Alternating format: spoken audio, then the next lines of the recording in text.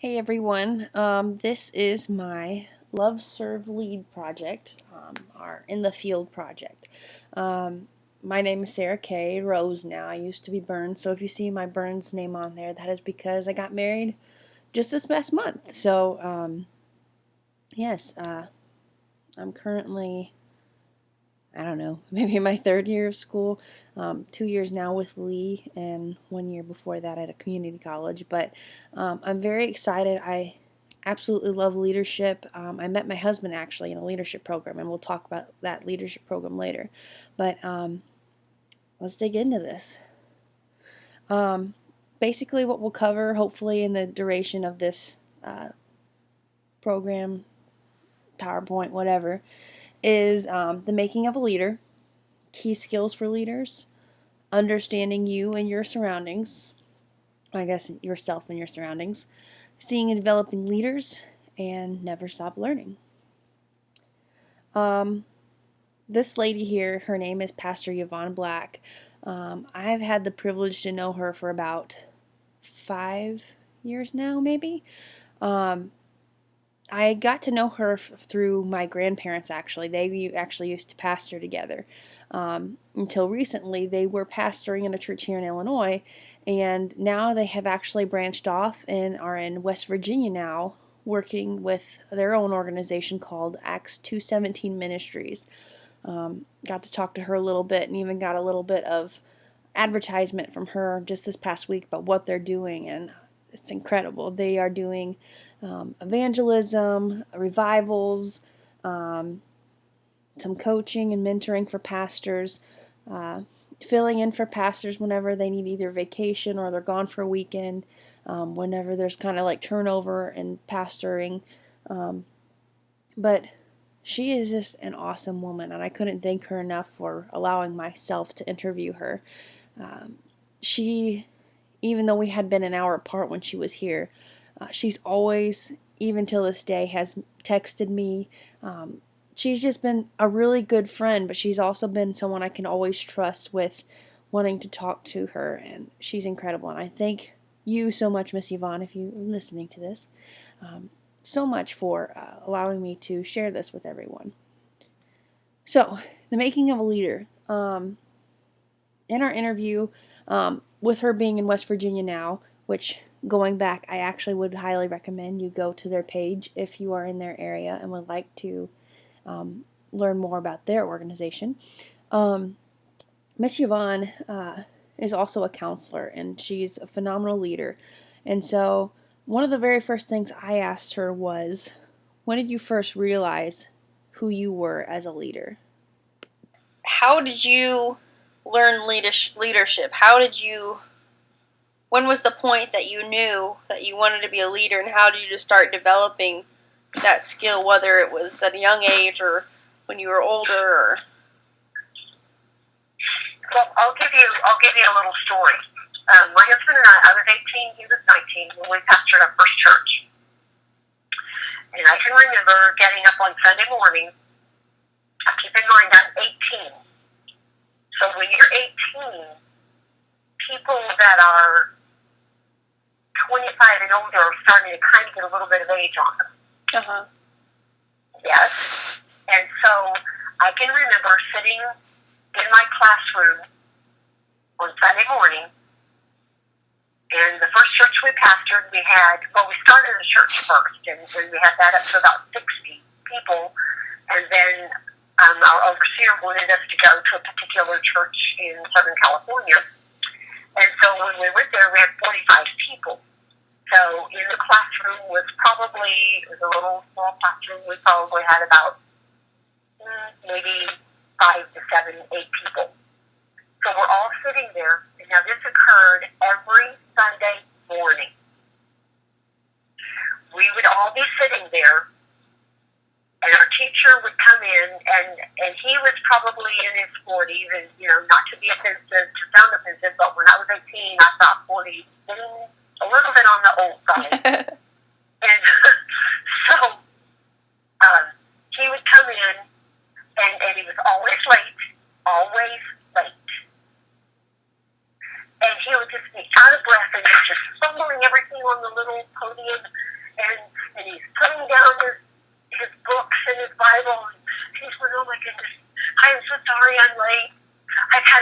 a week, and you haven't really had very much time to study. And so if you have any questions, you can ask our pastor's wife.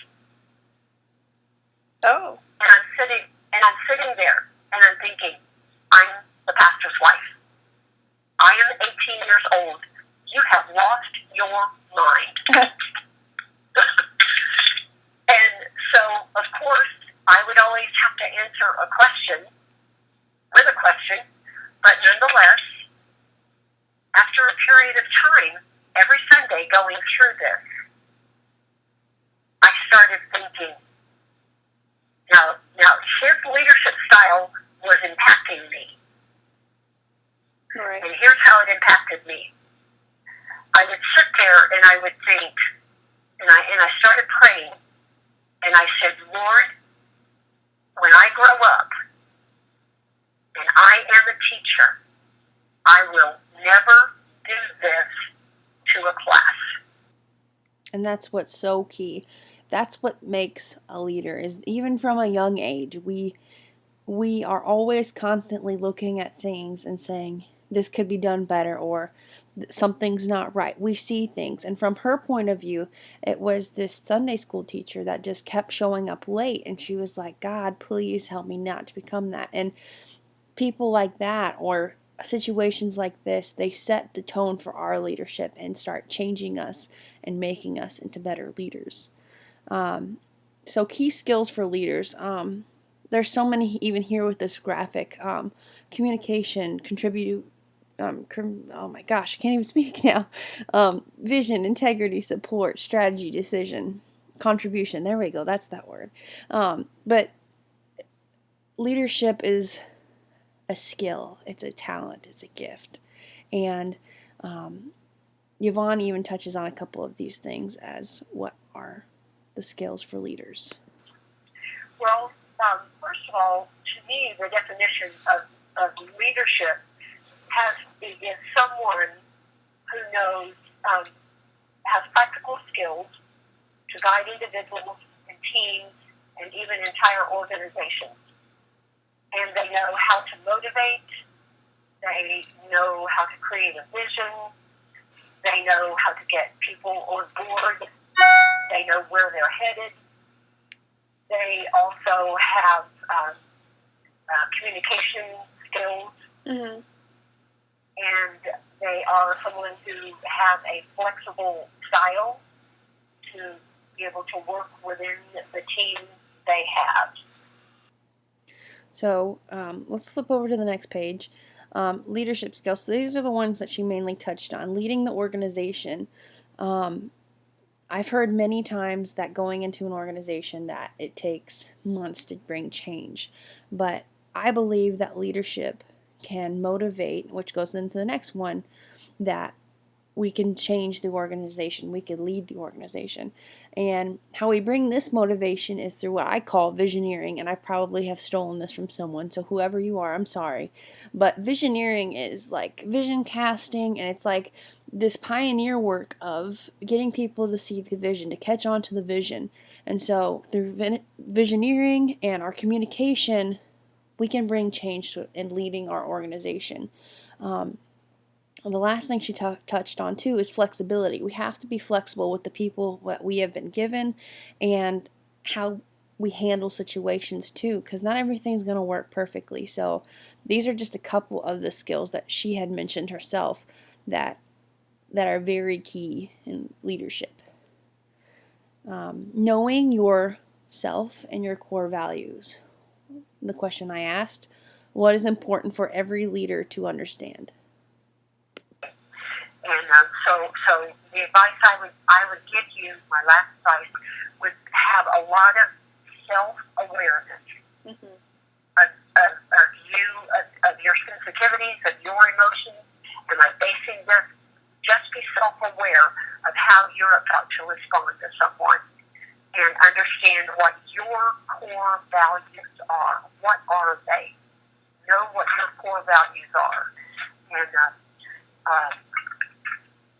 because core values are really, really important. And what your core value is may not be a core value to someone else. Mm-hmm. But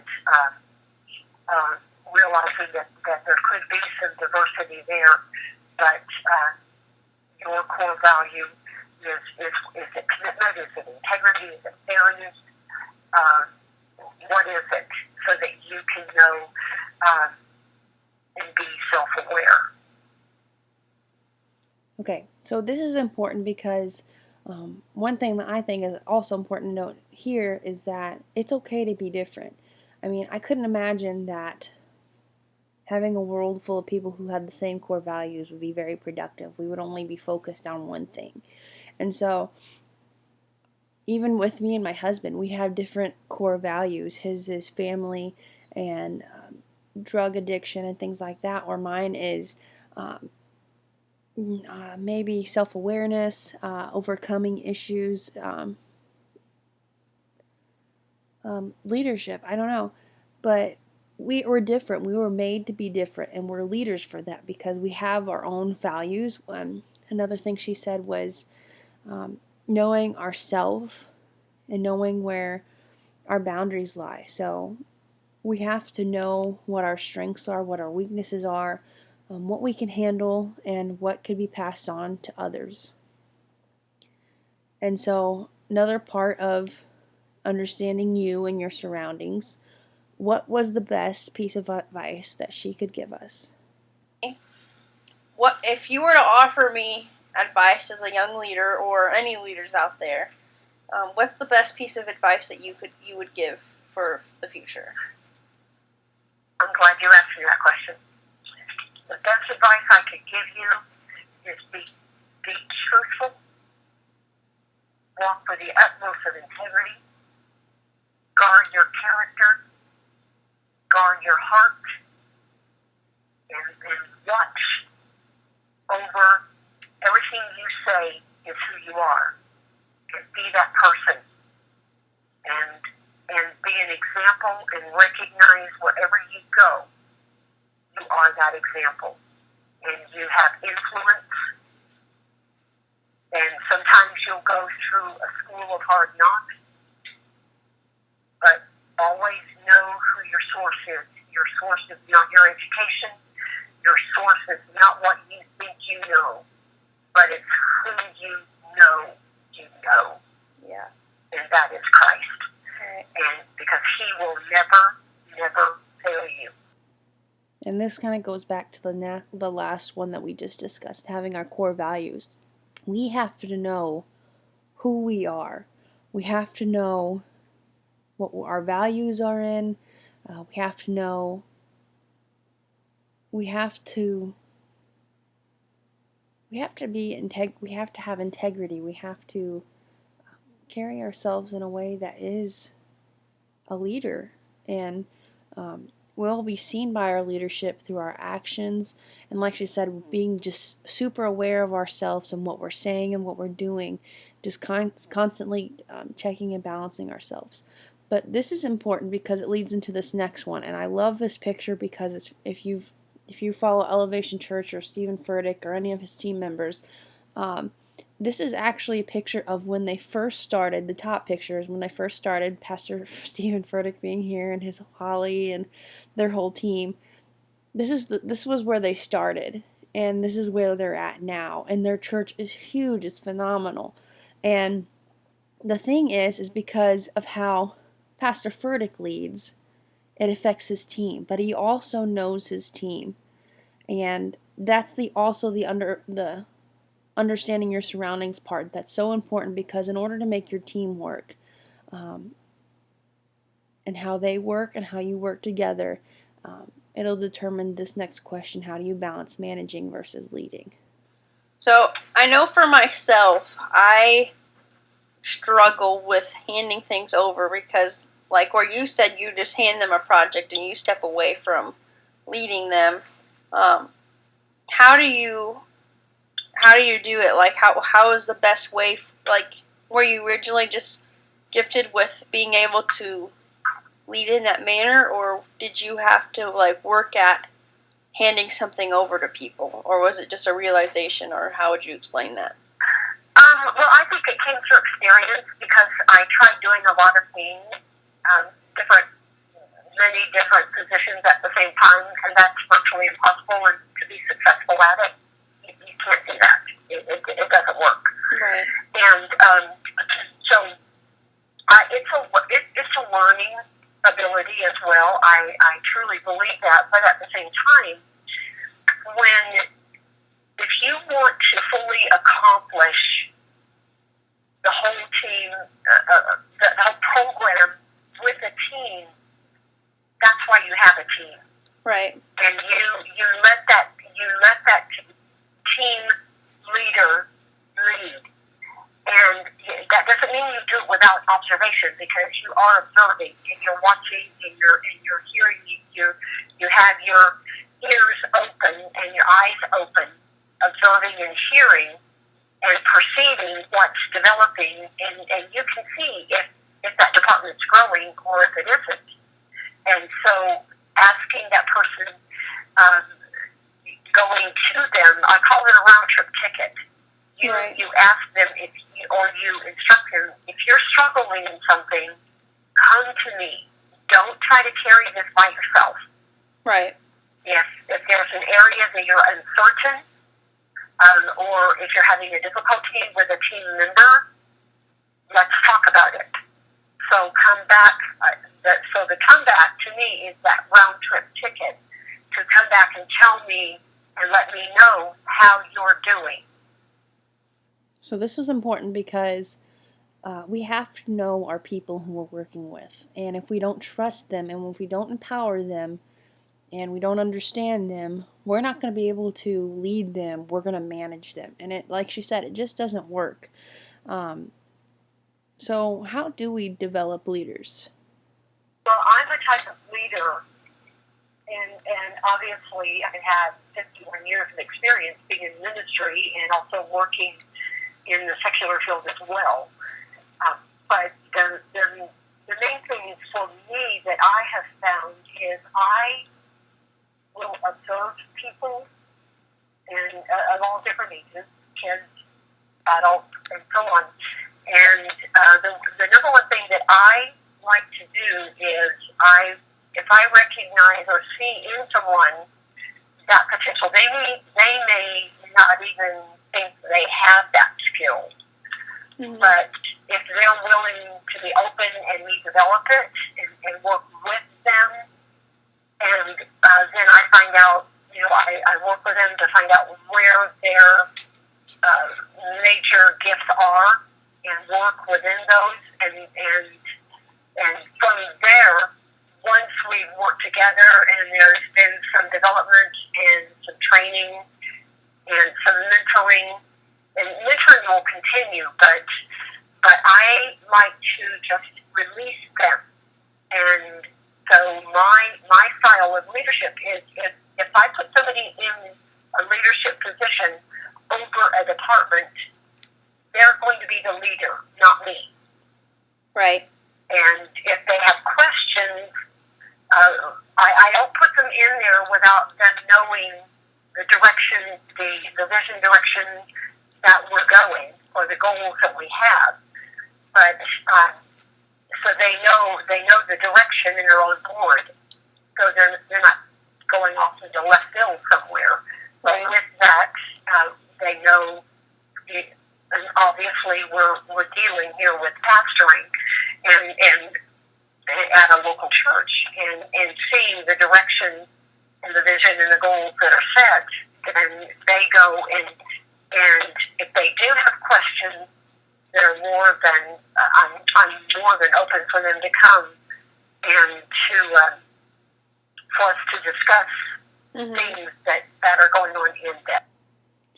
So we mentor, we lead by example, but we don't hover, but we offer the advice if it's needed. I'm going to try quickly going through the leader media. I know I'm long-winded. I always am, even preaching. So here's leader media. This was the program that I went to, and as well as my husband. And this gives you a little glimmer of what it's about. So I hope you enjoy it.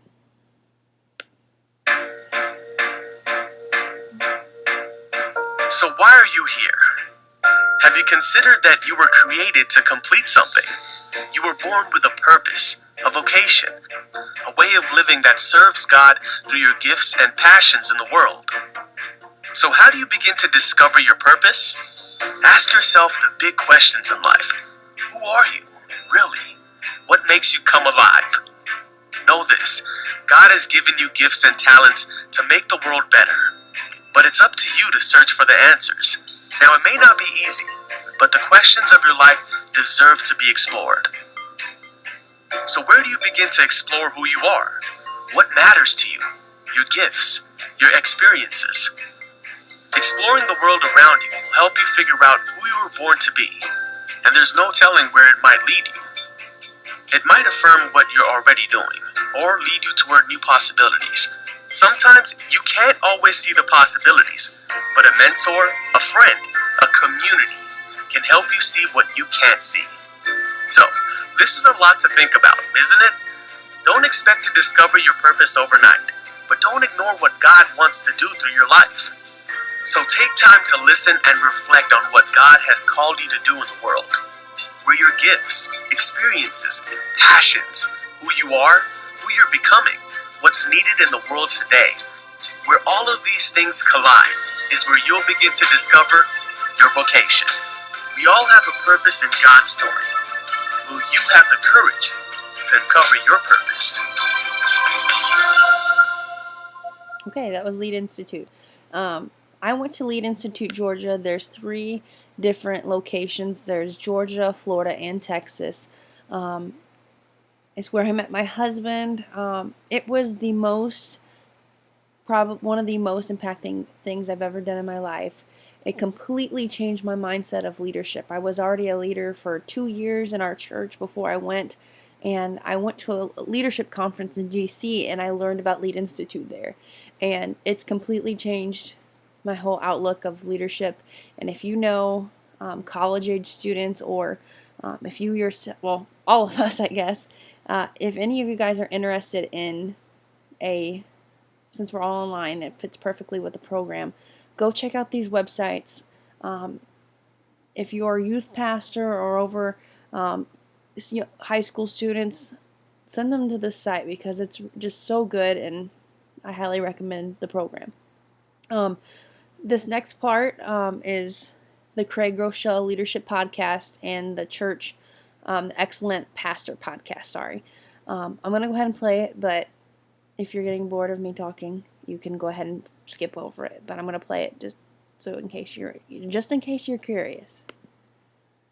Hey everyone, I couldn't really find a video that I liked that showed the couple podcasts that I really like to listen to for leadership.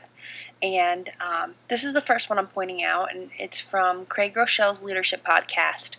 I'm going to play a little snippet for you, but what I love about these is that they're short.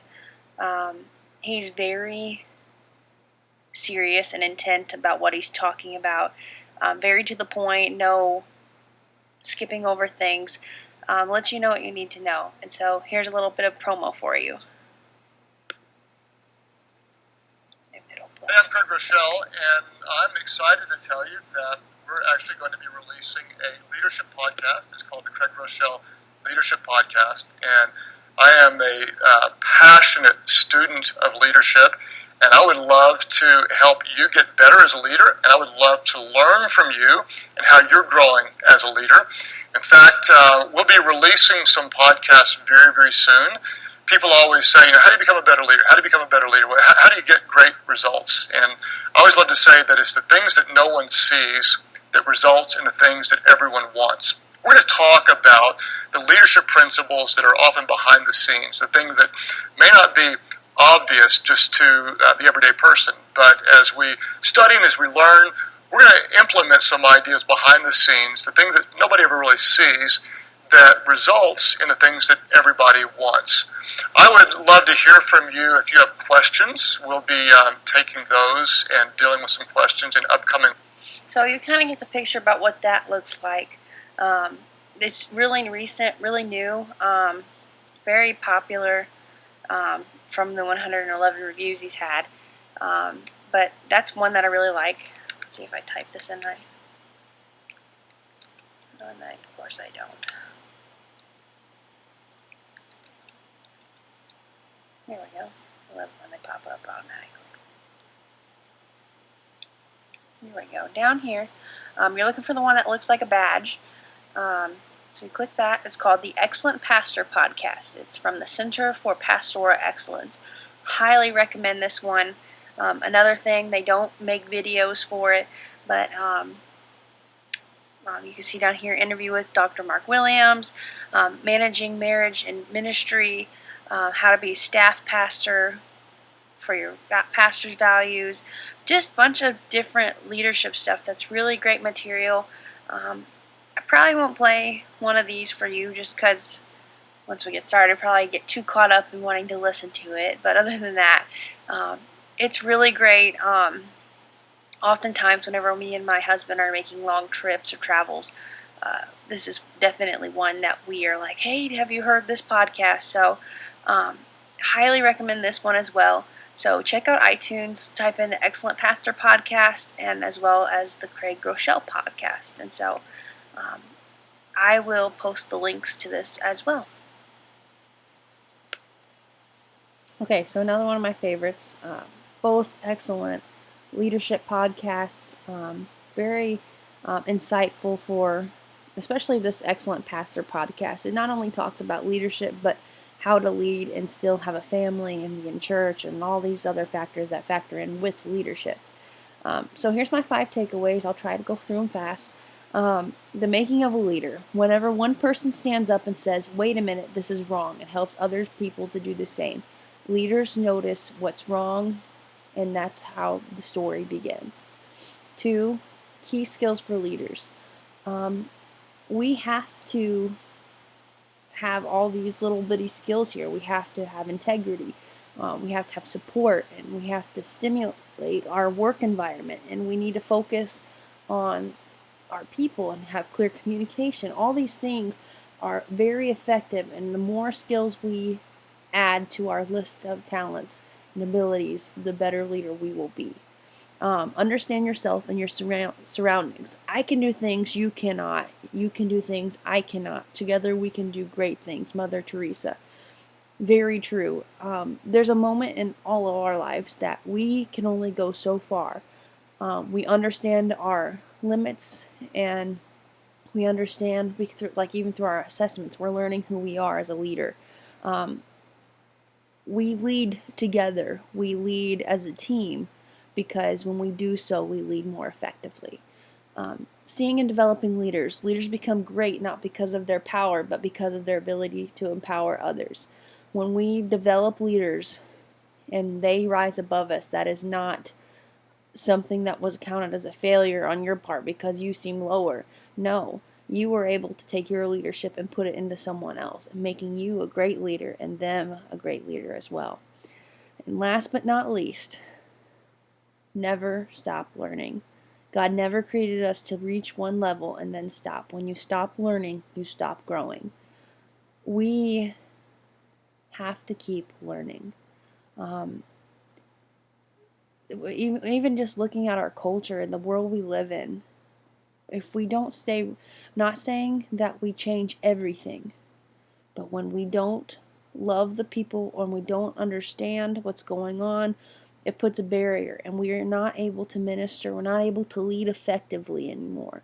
So when we stop learning, we stop growing in our leadership. Everything stops growing. So thank you, everyone. I hope you enjoyed this presentation. I apologize, and I know I'm going to look up at this clock and see that I've gone way too long, but thank you so much, and I hope you enjoyed it.